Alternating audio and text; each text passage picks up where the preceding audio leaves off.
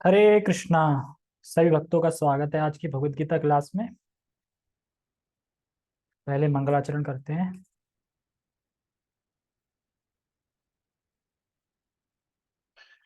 Let's go. ओम अज्ञानतिमिरान्धस्य ज्ञानञ्जनशलाकया चक्षुरुन्मीलितं येन तस्मै श्रीगुरुवे नमः। श्रीचैतन्यमनोभीष्टं स्थापितं येन भूतले स्वयं रूपः कदा मह्यं ददाति स्वपदान्तिकम्। वन्देऽहं श्रीगुरो श्रीयुतापदकमलं श्रीगुरून् वैष्णवांश्च श्रीरूपं साग्रजातं सहगण रघुनाथान्वितं तं सजीवं साधुवेतं सावधूतं परिजनसहितं कृष्ण चैतन्य देवं श्रीराधा कृष्ण पादान् सहगण ललिता श्री विशाखान्त विशांच। हे कृष्ण करुणा सिंधु दीनबंधु जगतपते गोपेश गोपिका कांता राधा कांता नमस्तुते। तप्त कांचना गौरांगी राधे वृंदावनेश्वरी वृषभानुसुते देवी प्रणमामि हरिप्रिये। वाञ्छाकल्पतरुभ्यश्च कृपा सिन्धुभ्य एव च पतितानां पावनेभ्यो वैष्णवेभ्यो नमो नमः। जय श्री कृष्णा चैतन्य प्रभु नित्यानंद श्री अद्वैत गदाधर श्रीवासादि गौर भक्त वृंद। हरे कृष्णा कृष्णा कृष्णा हरे हरे हरे राम राम राम हरे हरे। रामाय रामभद्राय रामचंद्राय वेदसे रघुनाथाय नाथाय सीताया पतये नमः। नमः ओं विष्णुपादाय कृष्णपृष्ठाय भूतले श्रीमते भक्तिवेदांत स्वामिनि इति नामिने। नमस्ते सारस्वते देवे गौरवाणी प्रचारिणे निर्विशेष शून्यवादी पाश्चात्य देश तारिणे। हरे कृष्णा। ठीक है, तो हम शुरू करते हैं। तो श्लोक क्रमांक कल वाले को हम पूरा करेंगे आज, जिसमें बताया गया था कि जो कुछ भी करते हो, जो कुछ भी खाते हो, जो कुछ भी अ, अर्पित करते हो और जो कुछ भी तपस्या करते हो, तो ये सब कुछ भगवान को अर्पित करते हुए करो। क्योंकि जीवन में सबसे ज्यादा रोल है खाने का।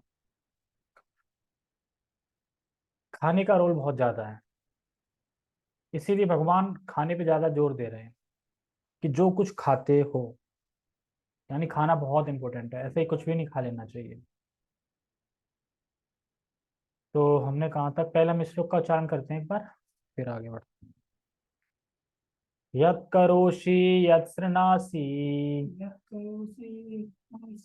यज्जुहोषि ददासि यत् यत् तपस्यसि कौन्तेय तत्कुरुष्व मदपर्पणम्। यत् करोषि यत् शृणासि यज्जुहोषि ददासि यत् यत् तपस्यसि कौन्तेय तत्कुरुष्व मदर्पणम्। ये यशोदा प्रमाण घर पे नहीं है क्या? को भाभी तो जूम पे क्यों आ रही है? तो बात तो एक ही है।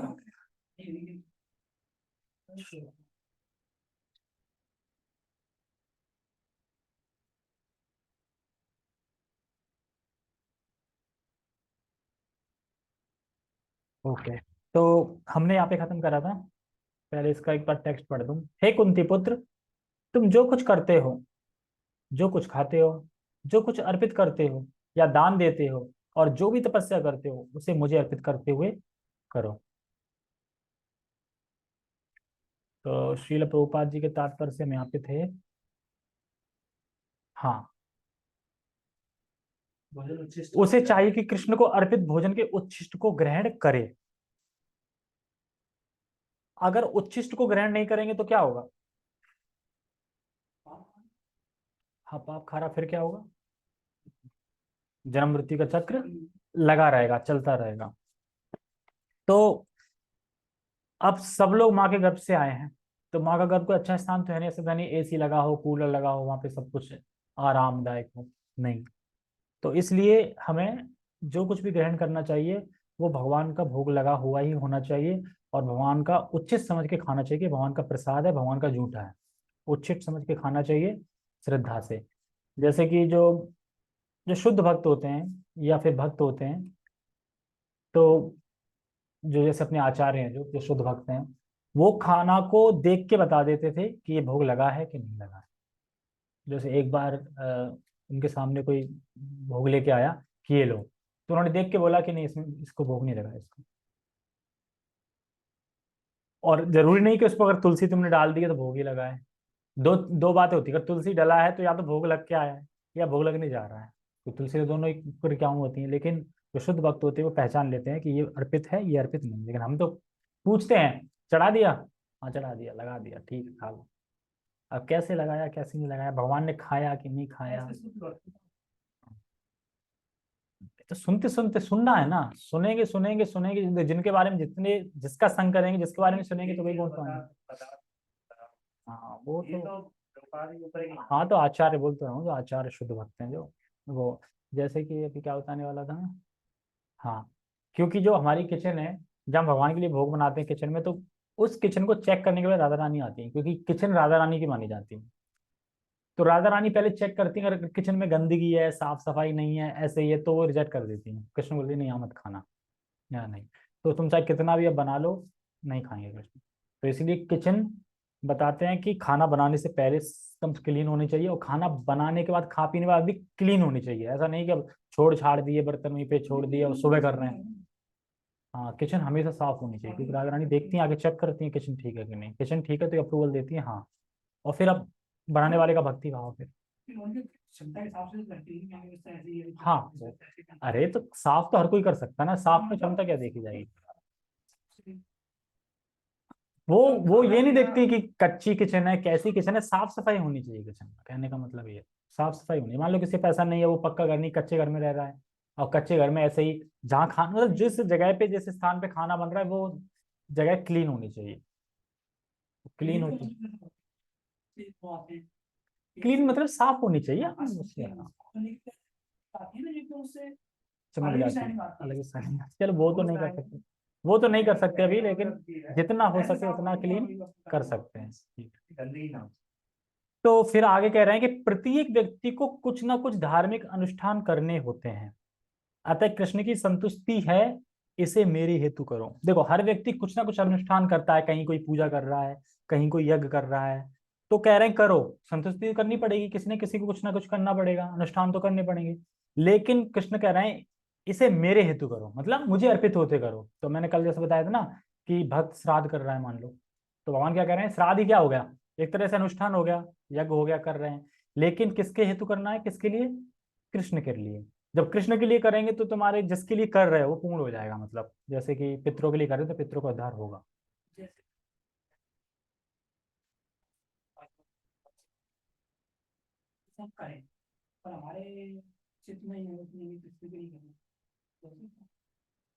काशी बाबा कह रहे हैं कि पूजो मुझे, मतलब बोल रहे हैं, तो वो तो सही बता रहे हैं ना, मतलब कि वो भागवतम की तो कह रहे हैं ना, एक तरीके से छोड़ दिया है भागवतम। हाँ तो भागवतम तो कृष्ण का ही, तो वो तो कृष्ण से, तो वो तो अच्छी बात है, वो तो एक भक्त है, मतलब भक्त मान लो, या फिर सुनना चाह रहे हैं तो वो तो अच्छी बात है, सुनाना चाहिए, वहां जाके कृष्ण कथा करनी चाहिए। वहां जाके अगर हम लोग भी जाएं, प्रभु जी को ले जाएं और ऐसे कीर्तन करके आ जाएं कथा, तो उससे वो प्रसन्न होंगे, क्यों नहीं प्रसन्न होंगे, वो प्रसन्न होंगे, और कृष्ण तो है प्रसन्न, कृष्ण के लिए कर रहे हैं तो वो प्रसन्न होंगे ही होंगे। वो ये थोड़ी करे कृष्ण को छोड़ के हम हमारे लिए करो, ऐसे नहीं, मतलब वो कह रहे हैं कि हमें भी देखो, मतलब हम भी तो हैं, इस तरीके से। तो अपन तो कृष्ण भावना भावित मेंटेलिटी तो अपने आप ही रहेगी, और फिर वो कर सकते हैं, उसमें कोई दिक्कत तो नहीं।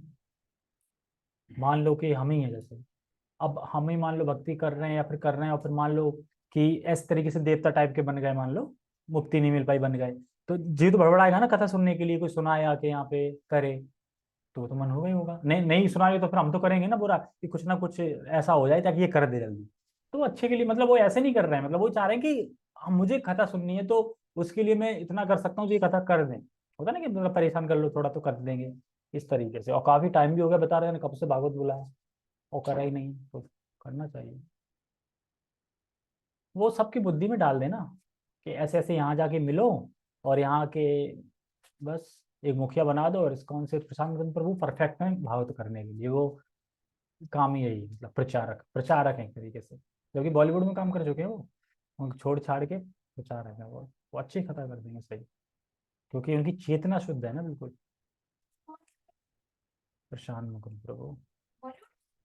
और क्या, हम लोग ले भी कर लेते बॉलीवुड में काम, तो वो भी कर सकते थे, लेकिन हाँ, वो भी कर सकते, उन्हें भी एक्टिंग आती है। प्रभु जी एक्टिंग आती है। ठीक है, मैं कहाँ पे था? हाँ, करो।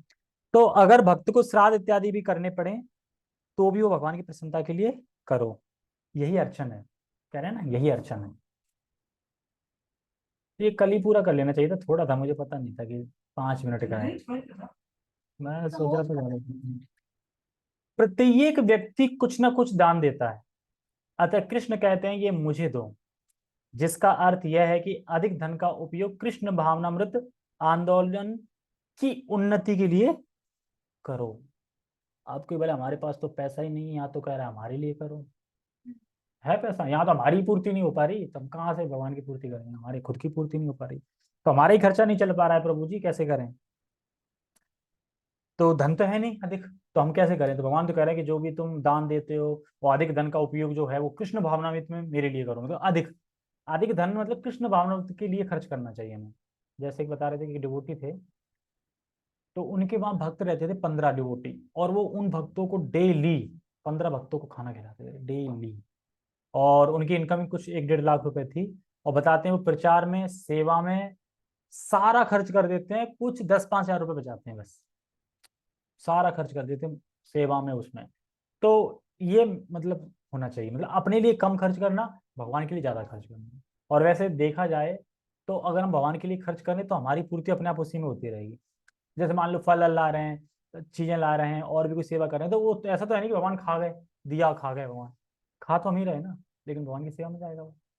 लेकिन जो अपने लिए खाली कर रहे हैं कि नहीं भगवान को मैं कुछ नहीं दूंगा, है ही नहीं घर में, तो वही है। तो इसीलिए यहाँ पे कह रहे हैं, इसलिए खर्चा नहीं चल रहा है। क्योंकि खर्चा क्यों नहीं चल रहा है? क्योंकि जीवन की जो आवश्यकता है ना जीने के लिए, वो हमने अधिक बढ़ा रखी है। और जब अधिक बढ़ जाती है जीवन की आवश्यकता, तो फिर धन कम पड़ जाता है। जैसे मान लो कि एक इंसान कूलर में रह सकता है 12 महीने, एसी लगाने की जरूरत नहीं है, कूलर में रह नहीं रहे, ऐसा तो नहीं कि हर किसी घर में एसी है, तो फिर भी लोग एसी लगवा रहे हैं, तो खर्चा नहीं जा रहा है फालतू। कूलर में रह सकते हैं ना, पंखे तक रह रहे हैं लोग, पंखे में भी रह रहे हैं ना लोग। गांव में चले जा, गांव में तो पंखा भी नहीं है, वो वैसे ही रह रहे हैं पेड़ से, तो ये खर्चा हो गया ना। कुछ कुछ लोग देखें जो अधिक बता रहे हैं प्रभु जी के कपड़े बहुत खरीदते हैं, मतलब इतने महंगे महंगे कपड़े खरीदेंगे, और ऐसे कपड़े होंगे जो 2-2 साल से पहने भी नहीं होंगे, रखे ही होंगे, तो अधिक खर्चा है कि नहीं? तो वही बता रहे हैं कि अपना अधिक जो जीवन की आवश्यकता है उनको कम करके, और वहां जो सेविंग हो रही है उसको भगवान की सेवा में लगाना चाहिए। ये कृष्ण भावना वैष्णव है, मतलब एक वैष्णव ऐसे करता है, अपनी आवश्यकता को कम करके उन पैसों से किसी और की सेवा करता है, किसी और भक्ति। मान लो कि तुम्हारे पास इतना ज्यादा पैसा है, तुम अपने लिए कपड़े क्यों जोड़ रहे हो? ब्राह्मणों को कपड़े दे दो, धोती कुर्ता दे दो, भक्तों को दे दो, तो ये हो गया ना, कपड़े तो दे रहे तो उनको कपड़े दे दो। इस तरीके से, तो अगर हम जीवन की आवश्यकता को कम करते हैं तो काफी है धन, मतलब इतना धन कमा रहे हैं कि काफी है, लेकिन हम जीवन की आवश्यकता ज्यादा कर दी है, तो फिर धन है। जैसे कि सबके पास अलग अलग 4 व्हीलर ले लेते हैं, जो पैसे वाले होते हैं अलग अलग अपनी 4 व्हीलर ले लेंगे, घर में टीवी अलग अलग होंगी, मतलब तो ये आवश्यकता से मतलब अधिक ही तो कर रहे हैं ना सारा कुछ, ये बता रहे हैं। तो लोग महंगे कपड़े लेते हैं, और वो भी बहुत अधिक, तो ये सब बता रहे हैं। तो ज्यादा कपड़े से अच्छा है किसी उस पैसे से किसी ब्राह्मण को दान दे रहे हैं। इसलिए अपनी आवश्यकता को कम करें और उसको दूसरों को देने का प्रयास करें। अपनी आवश्यकता को कम करके उन चीजों से दूसरों की आवश्यकता पूरी करने की कोशिश करें, जो गरीब हैं बिल्कुल, जैसे कि और किसी को जो आवश्यकता है उनकी पूरी करो ना, अपनी कम करके, मतलब भगवान की सेवा में। क्योंकि अपनी आवश्यकता कम करता है, चाहे वह ग्रस्त हो या ब्रह्मचारी, मतलब ताकि वो उसी सुविधा को दूसरे की मदद कर सके और प्रचार कर सके, उसी सुविधा से, उसी चीज से, चाहे गृहस्थ हो चाहे ब्रह्मचारी, दोनों के लिए। तो इस प्रकार से लोग देखेंगे। आगे पे कहाँ पे थे? करो। आजकल लोग ध्यान विधि के प्रति विशेष रुचि दिखाते हैं, यद्यपि इस युग के लिए यह व्यवहारिक नहीं है। किंतु यदि कोई 24 घंटे हरे कृष्ण का जप अपनी माला में करे तो वह निश्चित रूप से महानतम ध्यानी तथा योगी है, जिसकी पुष्टि भगवद गीता के 6 अध्याय में की गई है। ध्यानी बताया ना, ध्यानी योगी। तो 6 अध्याय में बताया गया था कि अगर कोई ध्यान लगाना चाहे, मतलब है ना ध्यान योगी होते हैं बहुत, तो ध्यान तो लगा ही नहीं सकते, इस युग के लिए ध्यान है नहीं, ध्यान नहीं लग सकता कहीं भी, क्योंकि मन इतना चंचल है कि ध्यान नहीं लगेगा। तो कह रहे हैं कि जो सही जो चीज बताई है वही है कि हरे कृष्ण महामंत्र का माला पे 24 घंटे जप किया जाए। 24, हाँ सोना नहीं है। 24 घंटे क्यों लिख रहे हैं फिर आप? 24 घंटे का मतलब ये है कि हर पल सततम कीर्तन चलता रहे। माला अपनी कर लो, दिन में टाइम मिलेगा कर लो, फिर बाकी कुछ श्रवण चल रहा है, कथा चल रहा है, कुछ सेवा चल रही है, सब चल रही है। हाँ, और रात को सो रहे हैं तो क्या सोचे, सो रहे हैं जल्दी सोना है, जल्दी जगना है, माला करनी है, तो ये सब चीजें फिर सतत में आ जाएगी। जो लिखा है तो मानतम ध्यानी तथा योगी है। हाँ, तो योगी तो फिर वही कर पाएगा जो बिल्कुल छोड़ छाड़ के। वो मतलब ये है जैसे कि अब जैसे कि वो थे नहीं, क्या नाम है, हरिदास जी, हरिदास ठाकुर। 22 घंटे नहीं करते थे, तो 2 घंटे का करते नहीं थे वो, 2 घंटे भी उनके अंदर से चलता रहता था। और 24 घंटे कैसे करते थे? अब ये बताओ, क्या 22 घंटे में 192 माला हो जाएंगी? 2 घंटा हिसाब से तो 22 घंटे लग रहा है। जोड़िए, 22 ही लगा था। जोड़िए। दो लगाया। 2 घंटे में कितनी, 16, 4 घंटे में 32, 8 घंटे में 64, 16 घंटे में कितनी हो गई? तो मतलब मान लो ठीक है 22 घंटा लग गया, 22 घंटे लग तो रहे हैं। क्या वो और कुछ नहीं करते थे क्या?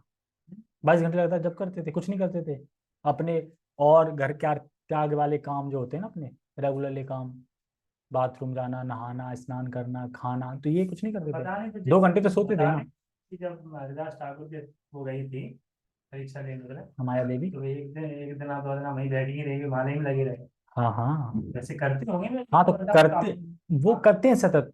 कहने का मतलब ये है कि वो माला हमेशा करते थे, लेकिन उनकी स्पीड फास्ट होती है। जब तुम उस लेवल पे पहुंच जाएंगे ना माला, तो माला तुम्हारी 1.5 घंटे में होने लगेगी एक माला।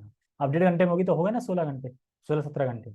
तो फिर बाकी वो 2 घंटे अपने आराम करते थे, बाकी के कार्य भी तो होते हैं ना, वो भी तो करते थे, करते थे 192 माले। और फिर भी कहते थे मैं तो कुछ नहीं कर रहा हूँ, मैं तो कुछ नहीं कर रहा हूँ। तुम देख लेना, जब तुम स्पीड में रेफर बन जाओ ना, स्पीड में मतलब माला सही से करने में, करते करते सही, तो तुम्हारी 1.5 घंटे माला हो जाएगी, क्योंकि एक माला 6 मिनट में हो जाएगी। फिर 6 मिनट के हिसाब से 1 घंटा 36 मिनट जो भी लगेंगे वो लगेगी। नहीं तो वैसे 7 साढ़े 7 मिनट। यहाँ तो कोई माला, शुरू की माला जल्दी हो जाएंगी 6 मिनट में, और लास्ट की माला तो कृष्ण, कभी कभी तो निकलता ही नहीं, रुक जाओ थोड़ी देर कृष्ण तब निकलता है, पता नहीं कृष्ण नहीं निकलता। कृष्ण कह रहा है मैं इतनी जल्दी थोड़ी मुंह पे आ जाऊंगा, टाइम लगेगा। ठीक है तो क्या, नहीं, ठीक है फिर हम दामोदर अष्टकम करते हैं। हाँ छोटा, मैंने बोला ना 5 मिनट का है, वो कल। श्री श्री दामोदर भगवान की जय। सभी लोग दिए ले लें, दिया। चलो हाँ पहले पाठ कर लें फिर और वो करें। नमामीश्वरं सच्चिदानन्दरूपं लसत्कुण्डलं गोकुले विमलम् यशोदाभियोलुकलाद्वममानं परामृष्टमत्यं ततो धृतिगोप्या रुदन्तं मुहुर्नेत्रयुग्मं मृजन्तम् कराम्भोजयुग्मेन शान्तकनेत्रम् मुहुश्वासितं पात्रीरेखाङ्ककण्ठा स्थितग्रहवदामोदरं भक्तिवदम् इति द्रक्ष्वलीलाभिरानन्दकुन्दे स्वघोषं निमज्जन्तमख्यपयन्तम् तदीयसितगेषु भक्तिर्जितत्वम् पुनः प्रेमतस्तं शतावृति वन्दे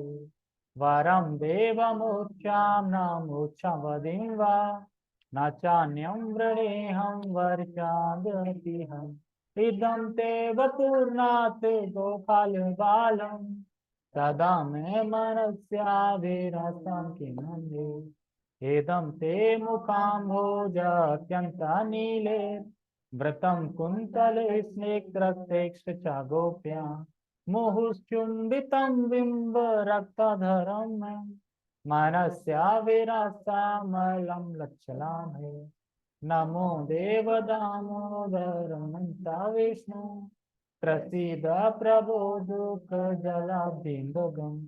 कृपा दृष्टि वृष्ट्याति दीनं बतानु, ग्रहाणेश मामग्र मेदिछि दृश्यः। कुबेरात्मजो बद्धा मृत्युवे यद्वत्, त्वया मुच्चितो भक्ति भाजो कृतो च। तथा प्रेम भक्ति स्वकाम प्रयच्छ, नमोचे ग्रहो म्यस्ति दामोदरे हम।